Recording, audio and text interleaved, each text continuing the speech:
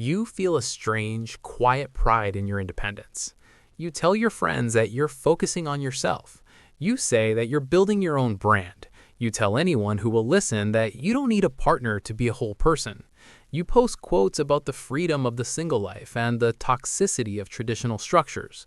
But late at night, when the blue light of your phone is the only thing warming your face, you feel a cold, hollow vibration in your chest. You feel like a kite that's had its string cut.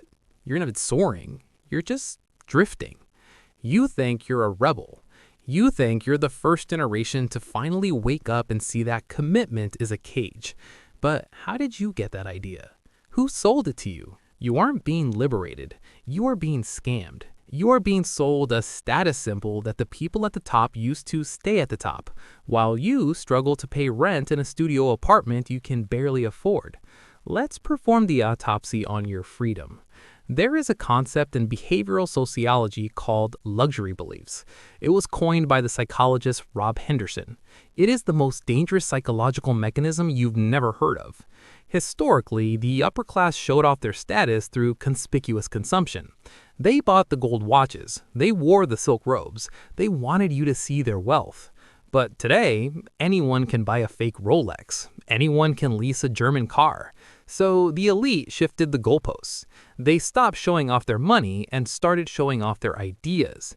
A luxury belief is an idea or opinion that confers status on the upper class while inflicting massive soul-crushing costs on everyone else. It's the rich girl in a luxury penthouse telling her 10,000 followers that marriage is a patriarchal relic. It's the tech billionaire at a gala talking about how monogamy is unnatural or how family is a social construct. These ideas sound progressive, they sound evolved, they give the speaker a massive hit of moral status. But here is the catch. The people telling you that marriage is a trap are getting married at the highest rates in history. The people telling you that hyper-independence is the goal are using their stable two-parent households to build a fortress of stability for their children. They are practicing traditionalism while preaching chaos. Imagine a group of people standing on a sturdy stone bridge. They are warm, they are safe, they are holding hands. And as you stand down in the freezing river struggling to keep your head above water, they look down at you and shout. They tell you the water is great. They tell you you don't need a bridge. They say bridges are oppressive. They tell you to be a free swimmer. You believe them. You stop trying to climb out.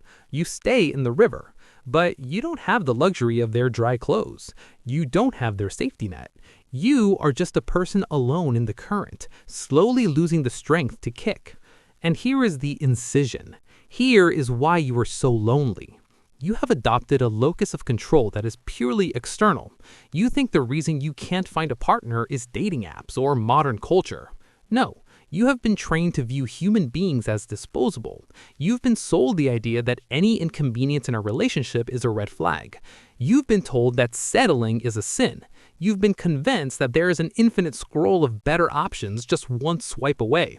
You use people, you consume them, and when they show a flaw, you return them.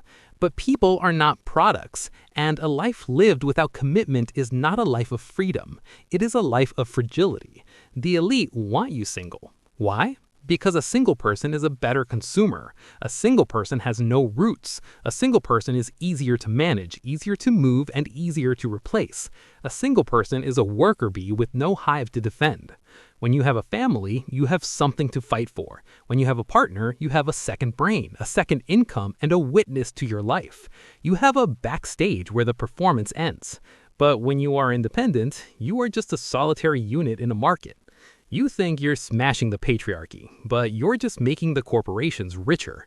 You are paying 2 rents instead of 1. You are buying 2 sets of groceries. You are scrolling more, buying more, and needing more therapy because you have no one to talk to at 2 in the morning. So how do we close the back door to your brain? We stop buying the luxury goods of the lonely. You have to realize that stability is not a dirty word. It is a survival strategy. The people at the top are not luckier than you. They are more strategic. They know that the greatest predictor of success, economic, physical, and mental, is a stable long-term partnership. They know that a marriage is a merger of 2 lives into a single, more powerful entity. The antidote is to stop being chill. Stop being the person who is down for whatever. Stop going with the flow. The flow is currently taking everyone over a waterfall. You need to reclaim your agency. You need to look at the traditional things you were told were boring and see them for what they actually are: high-status assets, reliability, loyalty, long-term planning, the ability to sit through an argument without running away. These aren't outdated traits. They're the rarest commodities on the market. Stop listening to the person with 3 divorces tell you how to live. Stop listening to the influencer who gets paid by the like tell you how to love. If you want what the people at the top have, stop doing what they say and start doing what they do. They get married, they stay married, they build families, they create roots. They are building fortresses while telling you that walls are a trap. Modern dating isn't a game you can win. It's a game designed to keep you playing until you run out of time. You are waiting for a savior who looks like a movie star and feels like a drug. But the savior isn't coming. The door isn't locked. You just never tried the handle.